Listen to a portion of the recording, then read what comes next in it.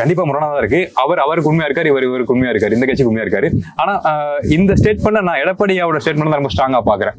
என்னதான் பிஜேபியோட கூட்டணி அப்படின்னாலுமே அவருக்கும் மீன்ஸ் ஏடிஎம்கேக்கும் டிஎம்கேக்குமான தொடர்பு ஒண்ணு இருக்குல்ல, ஆதிக்கட்சின்னு ஒண்ணு இருக்கு, அதுக்கு எதிர்கட்சி அது உருவாச்சு. சோ அப்ப அவங்க என்னதான் சிக்கல்கள் அப்படின்னாலும் நான் கூட ஒரு ஸ்டேட்மெண்ட் பார்த்தேன், எங்களுக்கு உறுதியான எதிர்கட்சி வந்து ஏடிஎம்கே தான் அப்படின்னு உதயநிதி சாரே சொன்ன மாதிரி நான் பார்த்திருக்கேன். சோ அவங்களுக்குள்ள ஒரு ஒற்றுமை இருக்கு, எந்த இடங்கள்லயுமே எங்களுக்குள்ள சிக்கல் இருக்கு. ஆனா மாற்றுக் கட்சி வரப்ப ஈவன் ஏடிஎம்கே சொல்றேன், கூட்டணினாலும் பிஜேபி கூட்டணிக்குள்ள வந்தாலும் இங்க தமிழ்நாட்டுக்குள்ள எங்களோட ஆதிக்கம் தான் இருக்கும், அது அவ்வளவு ஈஸியா நாங்க அலோவ் பண்ணிட மாட்டோம். ஏன்னா என்னதான் திராவிட கட்சியோட வேர்ல இருந்து வந்தாலும் அதோட ஐடியாலஜி ஏடிஎம்கே இருக்கு. சோ அவ்வளவு ஈஸியா அலோவ் பண்ணிட மாட்டாங்க பிஜேபியோட ஐடியாலஜி.